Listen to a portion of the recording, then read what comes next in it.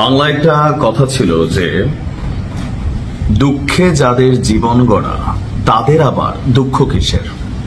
আমি আমার ভাষায় বলতে চাই যে যুদ্ধের মধ্যে জন্ম যাদের তাদের আবার ডর কিসের। কথা বলছি যে এই মুহূর্তে মুসলিম বিশ্বের অন্যতম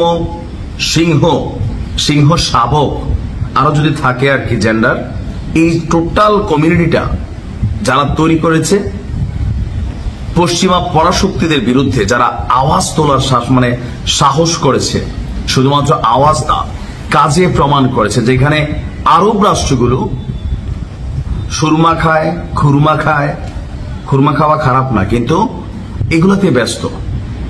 সুন্নাহ হিসেবে তারা ধারণ করছে পোশাক আশাক, কিন্তু এদের কর্মকাণ্ডে পশ্চিমারও লজ্জা পায়। মুসলিম বিশ্ব কোন লেভেলে খারাপ হইলে আরবদেরকে দেখলে বোঝা যায়। কথা বলছি আমি ইরানকে নিয়ে অনেকে বলছেন যে ভাই ইরান মনে পোতাই যাবে, ইরান মনে এটা পারবে না সেটা পারবে না। দেখেন, সাহস একটা আলাদা জিনিস, সাহস আলাদা জিনিসটা আলাদা জিনিস। পৃথিবীতে অনেক ইতিহাস আছে, আপনি সরকার পতনের দৃশ্যটাই দেখেন। মানুষ সাহস নিয়ে দাঁড়িয়ে গিয়েছিল জুলুমের বিরুদ্ধে, দেন জুলুমবাজ যতই বড় হোক ইতিহাস সাক্ষী এর পতন হয়। তো ইরানের যে কি বলা যায়, রাষ্ট্র ব্যবস্থার মধ্যে যে রাজনৈতিক দলগুলো আছে তাদের মধ্যে অনেক বিভাজন ছিল, কিন্তু ইসরায়েলের এই হামলা সেই বিভাজিত জাতিকে একটা জায়গায় নিয়ে আসছে। সে একটা জায়গায় কি? একতা। আর যখন একতা হয়ে যায় একটা জাতির মধ্যে, তখন যে কোনো সিদ্ধান্ত সরকার নিতে পারে। দর্শক, আমাদের ইরানের সাথে এই মুহূর্তে ইসরায়েল যে যুদ্ধবিরতি পালন করছে, আবারও যুদ্ধ হবে না কি হবে না এ নিয়ে যখন আশঙ্কা যে ইরান ক্ষতিগ্রস্ত হয়েছে পারমাণবিক ভাবে, আরো অনেক ভাবে, সো ইরান মনে হয় লড়াইটা চালাই যেতে পারবে না। কিন্তু ইরান কি বলছে? শরীরের শেষ রক্তবিন্দু দিয়ে লড়াই চালিয়ে যাবে ইরান। কারুর পশ্চিমাদের হোয়াইট হাউসকে চাটবে না অন্য আরব রাষ্ট্রগুলোর মতন। যদি মেশিনারিজ নাও থাকে, খালি হাতে এই পশ্চিমা শক্তি এবং ইসরায়েলের বিরুদ্ধে লড়াই চালিয়ে যাবে। প্রশ্ন ছিল পররাষ্ট্রমন্ত্রী আব্বাস আরাকচির কাছে যে এই মুহূর্তে ইরানের সার্বিক অবস্থান কি আন্তর্জাতিক গণমাধ্যমে।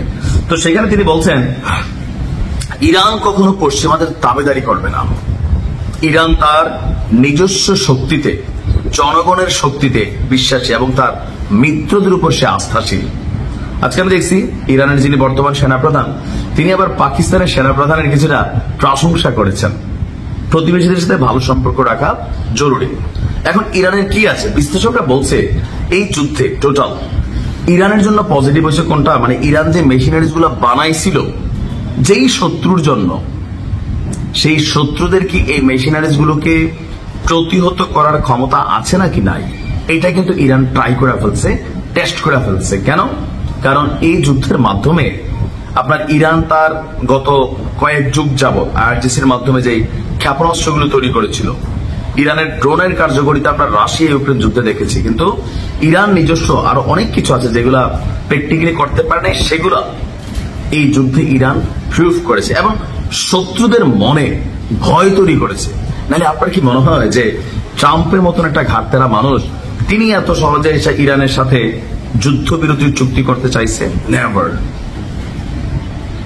বিশ্বাস করেন, যদি কয়েকটা আরব রাষ্ট্র, সৌদি, দুবাই, কাতার, বাহরাইন, এই রাষ্ট্রগুলা আপনার ইরানের পাশে দাঁড়িত বা তারা একটা টিম হইতো, তুরস্ক, পশ্চিমা বিশ্ব এই যে চীনের যেমন ঘাটে না, রাশিয়ার যেমন ঘাটে না, উত্তর কোরিয়ার ঘাটে না, ঠিক এরকম হইতো। এই রাষ্ট্রগুলো কেউ ঘাটতো না, কিন্তু আমরা বেলি ডান্সে ব্যস্ত, এরা আসলে তলবারি নাচে ব্যস্ত, জ্ঞান বিজ্ঞান গবেষণায় আমাদের কোনো খবর নাই। আমরা সৌদি আরবের মধ্যে চিন্তা করতেছি কিভাবে মদের দোকানের লাইসেন্সটা একটু ভালো করে খোলা যায়, আরো কয়টা সিনেমা হল খোলা যায়, হাবিবি বলে বেলি ডান্স দেখা যায়।